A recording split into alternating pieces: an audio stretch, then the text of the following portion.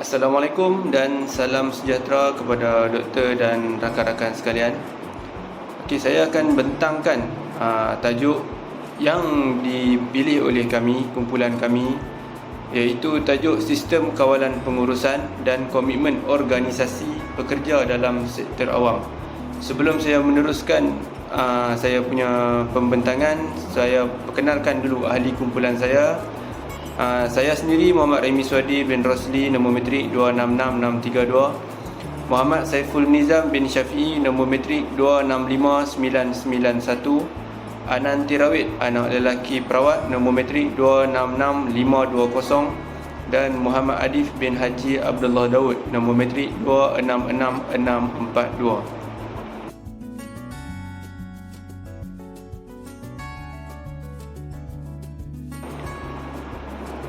Okey, saya teruskan dengan pengenalan, yang mana pengenalan ni ialah sistem kawalan pengurusan struktur formal atau tidak formal yang dilaksanakan oleh perniagaan yang membandingkan matlamat dan strategi organisasi dengan hasil sebenar.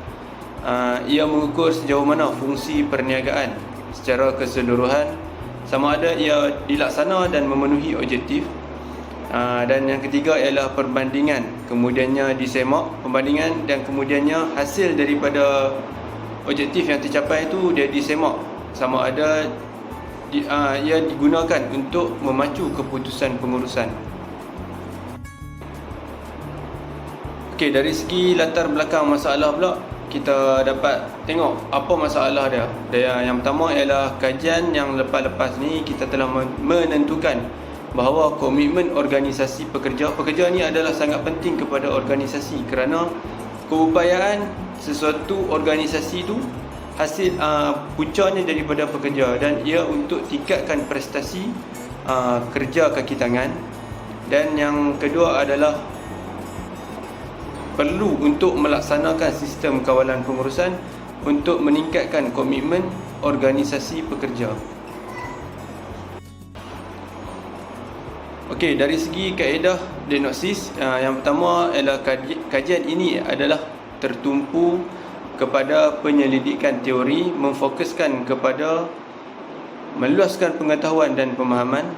Dan yang kedua ialah tajuk yang dikupas berfokus kepada fenomena atau konteks yang belum dikaji dengan teliti, dan juga isu yang mempunyai percanggahan antara dua atau lebih perspektif bagi sistem kawalan pengurusan dan komitmen organisasi pekerja dalam sektor awam. Okey, daripada kaedah diagnosis ni, kajian ni dia mempunyai sumbangan teori yang perlu dibuat dengan menangani jurang dengan menyiasat hubungan tersebut dalam sektor awam Malaysia. Ya, Assalamualaikum dan salam sejahtera. Saya Muhammad Saiful Nizam bin Syafi'i, nombor metrik 265991. Saya akan menentangkan tentang perincian diagnosis. Menurut Anthony, sistem kawalan pengurusan menumpukan pada aplikasi strategi yang cekap untuk mencapai sasaran yang boleh dicapai oleh syarikat. Okay. Snell menggunakan model 3 komponen yang berkonsepkan MCS yang terdiri daripada kawalan input, kawalan tingkah laku dan kawalan keluaran. Idea bahawa MCS mempengaruhi hasil tingkah laku individu disokong oleh kajian seperti Langevin dan Mendoza. Objektif utama kajian ini tertumpu pada peringkat individu dengan pemeriksaan terhadap kesan pelaksanaan sistem kawalan pengurusan terhadap hasil tingkah laku individu. Komitmen organisasi adalah perincian yang kuat dan penerimaan matlamat dan nilai organisasi. Kesediaan untuk melakukan usaha yang besar bagi pihak organisasi dan keinginan yang pasti untuk mengekalkan kewarganegaraan organisasi. Banyak kajian mendapati bahawa komitmen organisasi pekerja meningkatkan prestasi syarikat. Menurut Brachi dan Talaki 2021 mencadangkan bahawa sistem kawalan pengurusan boleh membantu dalam proses membuat keputusan dan menyokong tingkah laku untuk penyesuaian dan menyediakan maklumat untuk mengatasi halangan luaran di sektor awam. Seterusnya saya akan meneruskan pembentangan dengan teori asas dan kerangka teori. Teori pertukaran sosial berkaitan dengan aspek tingkah laku dalam amalan syarikat seperti pengambilan dan pemilihan, latihan, penilaian prestasi, ganjaran dan pampasan yang menekankan tahap peribadi. Berdasarkan logik teori pertukaran sosial, penyelidikan ini menunjukkan bahawa sistem kawalan pengurusan dari segi kawalan input, kawalan tingkah laku dan kawalan keluaran mempengaruhi komitmen organisasi melalui amalan dan pelaburan organisasi seperti pengambilan, latihan, prosedur, ganjaran dan pampasan. Ia digunakan dalam kajian ini sebagai teori asas dalam membangunkan rangka kerja, konsep kesan sistem kawalan pengurusan terhadap komitmen organisasi pekerja dalam sektor awam.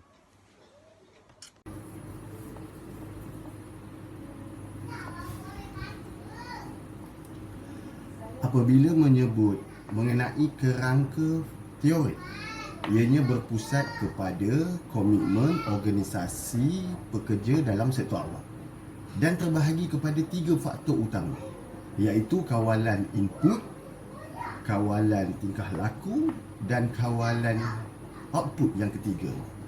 Dari segi sejauh mana kawalan ini berfungsi, iaitu kawalan input digunakan adalah berkaitan secara positif dengan tahap komitmen organisasi pekerja. Manakala kawalan tingkah laku, iaitu yang kedua, adalah digunakan berkaitan secara negatif dalam tahap komitmen organisasi. Dan yang terakhir, kawalan output digunakan berkaitan secara positif dengan tahap komitmen organisasi pekerja dalam sektor awam itu sendiri.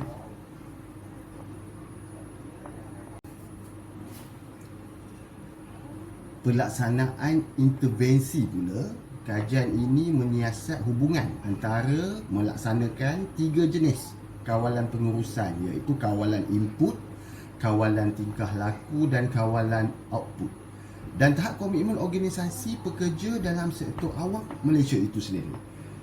Diagnosis menunjukkan bahawa walaupun kawalan keluaran tidak menjejaskan komitmen sesuatu organisasi pekerja itu, namun kawalan input secara signifikan dan positif berkaitan dengan komitmen organisasi itu sendiri, iaitu pekerja. Dan kawalan tingkah laku amat berkait secara negatif dan komitmen organisasi pekerja. Houston 2006 mendapati penyewa awam kurang bermotivasi oleh ganjaran kewangan daripada pekerja sektor swasta. Itu perbezaan yang nyata. Ini menunjukkan bahawa ganjaran ekstrisik dalam kawalan keluaran mempunyai batasan dalam memotivasikan pekerja. Dari segi itu, organisasi perlu melihat kepada ganjaran intrinsik atau strategi lain untuk meningkatkan komitmen organisasi pekerja itu sendiri.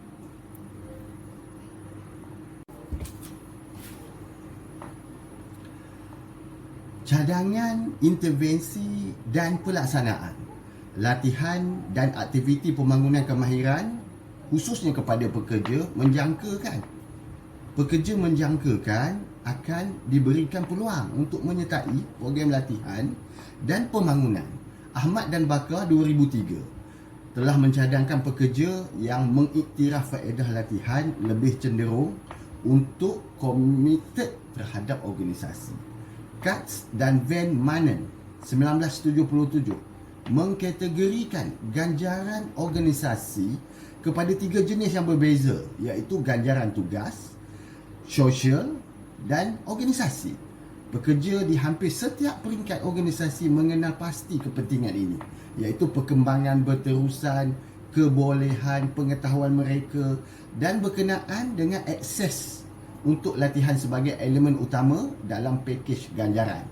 Armstrong 1993. Cadangan, intervensi dan pelaksanaan penyertaan dalam membuat keputusan ialah sejauh mana pekerja menyedari bahawa mereka mampu mempengaruhi keputusan yang berkaitan dengan kerja mereka.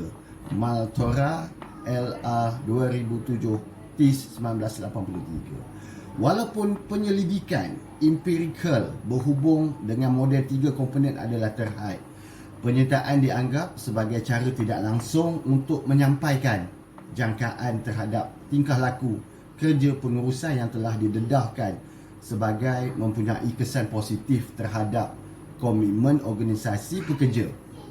Boshoff and Mills 1995 Mayon and Allen 1991. Salam sejahtera dan selamat petang kepada doktor dan rakan-rakan sekumpulan. Saya Ananti Rawit, anak lelaki perawat, nombor matrik 266520. Saya akan teruskan pembentangan saya iaitu halangan dan langkah mengatasi sistem kawalan pengurusan dan komitmen organisasi pekerja dalam sektor awam. Terdapat beberapa halangan. Halangan yang pertama, kurang pelibatan pekerja. Pekerja sentiasa mempunyai ketakutan terhadap perubahan. Langkah untuk mengatasi adalah melibatkan pekerja dalam proses perubahan dan suara mereka didengari. Dan halangan yang kedua, kekurangan strategi komunikasi berkesan. Langkah untuk mengatasi adalah meningkatkan saluran komunikasi dalaman. Pekerja tidak perlu tahu tentang perubahan sahaja. Mereka perlu tahu bagaimana perubahan itu akan beri kesan kepada mereka serta bagaimana mereka akan menyesuaikan diri dengan perubahan itu. Contohnya, setengah organisasi tidak mempunyai strategi komunikasi yang berkesan. Malah, setengah pemimpin tertinggi kerana sentiasa menganggapkan bahawa sebaik saja mereka mengumumkan perubahan itu, pekerja akan menyesuaikan diri dan bersedialah untuk memulakan pembangunan baru. Seterusnya, halangan yang ketiga, keadaan semasa tidak diketahui. Perubahan sentiasa sukar bagi organisasi yang tidak mempunyai idea tentang keadaan semasa mereka. Langkah-langkah untuk mengatasi adalah menganalisis dan memahami sepenuhnya rangka tindakan semasa organisasi sebelum cuba memperkenalkan atau mencadangkan sebarang perubahan. Sebaik sahaja pelan tindakan difahami dengan jelas, ia menjadi lebih mudah untuk merancang dan beralih kepada keadaan masa hadapan. Saya akan teruskan dengan kesimpulan sistem kawalan pengurusan dan komitmen organisasi pekerja dalam sektor awam. Kajian ini mempunyai beberapa implikasi teori. Ia menyumbang kepada kesetaraan yang masih ada mengenai sistem kawalan pengurusan dengan menyiasat kesan sistem kawalan pengurusan mengenai komitmen organisasi pekerja, dan ia juga mengisi jurang penyelidikan dengan menyiasat korelasi dari perspektif sektor awam di Malaysia.